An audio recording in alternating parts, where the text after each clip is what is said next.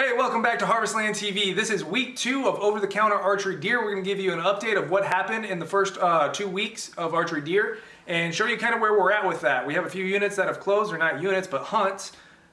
We explained that in the first video, but a unit may still be open even though a hunt is closed. So if there's both mule deer and coos deer that can be taken in a specific unit, then if mule deer reach the limit, you can still take coos deer. All right, until coos deer meets the required limit, then that unit will be shut down. But there are some units that are any antler, and those units have been shut down. We'll discuss that further on.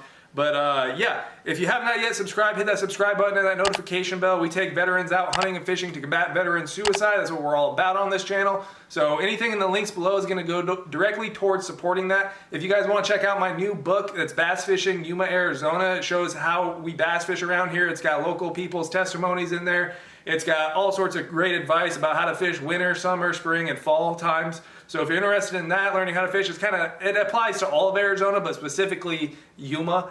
So if you're interested in that and seeing other people's setups and awesome advice and small companies in the book, you can go check that out at harvestlandtv.com. And thanks for watching. God bless.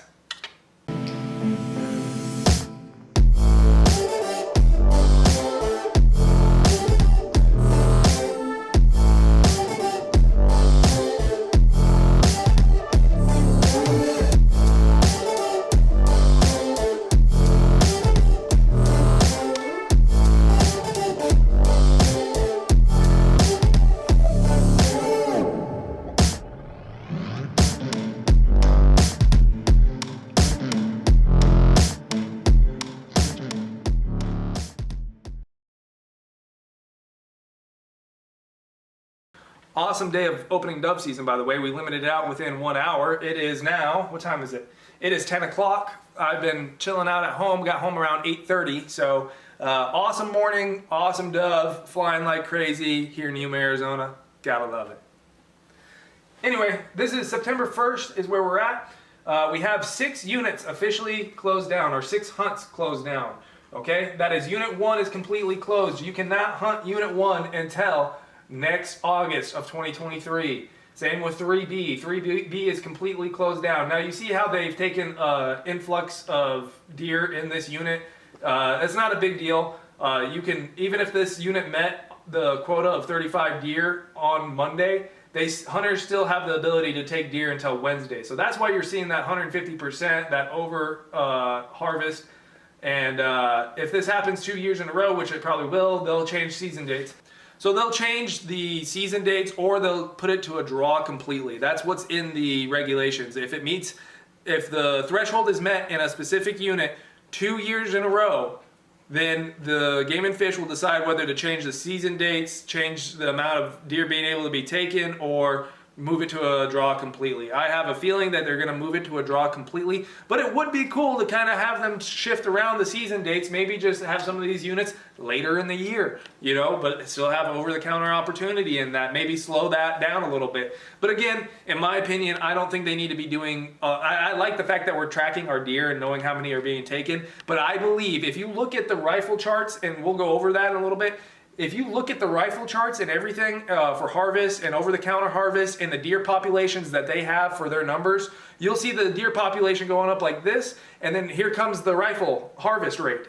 Hunters are staying that. When the population goes down, hunting numbers go down, okay? So same with over-the-counter. Over-the-counter, when populations are going up, the harvest rate of over-the-counter goes up slightly a little bit with it, and it drops. So the rifle and archery harvest limits, or harvest percentages, which is like, you know, rifle hunters take on average for the last 5-6 years 15,000, 16,000 deer or more. And I believe the reason why they're taking so many deer is because we have healthy populations. Also, weather plays a factor into that as well. The last 2 years, we've had extreme amount of water, rainfall. The monsoon has been great. The deer literally disappeared. They went out in the desert. They could go anywhere they wanted. They didn't have to be around pressured areas. They didn't have to be around pressured water holes. So the deer don't go around those areas if they don't have to. They can go and get the nutrients and resources that they need out in the desert where there's no pressure at all, or on land that's not pressured, and they're not forced to go to places that are pressured. So that's why you see a little bit of a drop as well in the harvest rate. But again, healthy populations dictates healthy harvest rate, right? Hunters are being successful because the populations are so good. Hunters are not being successful because of technology and human encroachment and drought and all this stuff. That's just not true, okay? You can see all the way back in the early 2000s that the populations were low and the harvest rate was low, okay? So hunters are successful because they have more opportunity. If you don't have opportunity to take a deer because the populations are not there, then you're not going to kill a deer. But so this idea that there's a bunch of deer running around out there, or there's not a lot of deer running around out there in the woods, and there are very limited number of deer that can be harvested, and hunters are just killing every single deer out in the woods, it's just not true. It's not true, okay? There's an influx and a surplus of deer out there that hunters are able to successfully harvest because it's an opportunity. They see the deer, the deer is there, there's deer everywhere up in these units, and so they can take a deer. That's plenty of opportunity. The populations weren't there, then they wouldn't have as much opportunity. Sorry about that rant. Okay, so as you can see, we are allowed 3,035 deer. We've taken 573 total this year. That is 18.88%. We are allowed 20% of whatever the rifle hunters kill. So in Arizona, over the counter is given 20% of whatever the rifle hunter's success is. Now, a lot of other factors play into that, okay? Their survey data plays into that. How much they counted last year in the questionnaires goes into that. A lot of factors go into that, okay? It's not just whatever the rifle hunters killed that year. I think based off of right here, their set harvest limit is 3,035. So if you take 3,035 times or whatever divided by 20%, so if you do that, then you're going to get 15,175 deer. Okay, so I'm guessing that's the number that they used to determine the 20% that archery hunters are allowed to take. I don't know. I did a public records request. We'll see what comes back with that. They actually emailed me and said it's kind of complicated. Would you like to talk about it on the phone? So it is pretty complicated. 20% of 15,075 deer is 3,035. Okay, so we have taken in total 3.78%. All right, we're allowed to take 20%. We've only taken 3.78%. All right, now we've met 18.88% of this number right here of the 3,000. All right, so we still got about 80% left of harvesting to do across Arizona. So that's a pretty good amount of deer left to be taken. All right, 80%. We're going into week 2, or we're going to be going into week 3. It'll be the last week of over-the-counter deer until December. So I'm hoping, you know, this third week is going to slow down a little bit. I think the main rush of hunters made their way into the woods in August, and they probably aren't coming back. I don't know. Who knows? We'll see what happens. But I have noticed, I've been tracking it every single day for the most part, and I've noticed that the harvest rate has slowed down. It was real fast in the beginning of the week, and now it's starting to slow down a little bit. And I think that's just less and less hunters out there in the field. And I mean, we're still climbing. You can see on the 29th of August, we had 510. On the 28th was 469 and 464 on the 27th. And on the 26th, we had 423.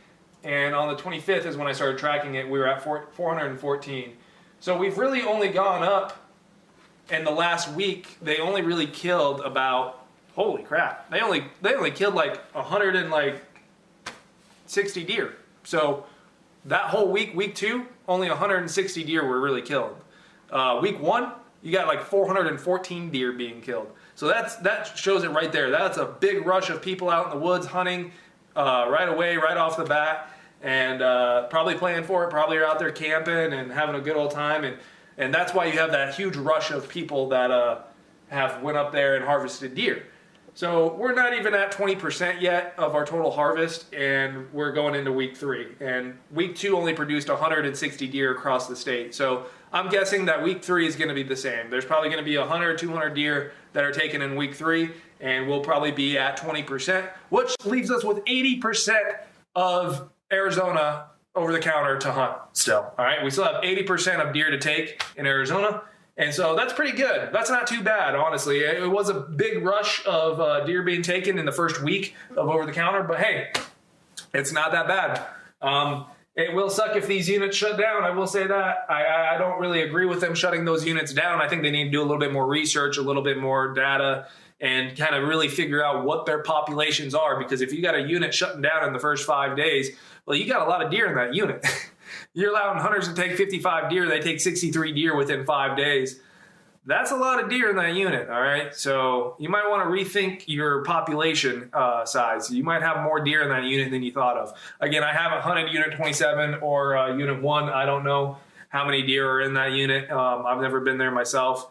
So I'm just saying, if you don't have a lot of deer in a unit, then you're probably not going to have a lot of harvest opportunity. So good harvest opportunity shows a good deer population, healthy deer population. I think what the Arizona Game and Fish are doing is great. I think they're doing their job. I think we're seeing the fruits of their job, the fruits of their labor, of well management, of good management of deer and wildlife in Arizona. And that's why hunters are being more successful in Arizona. I don't know. We'll see. But I'm suspecting it's going to slow down for week number 3. But hope you liked the video. And again, subscribe if you have not already. God bless.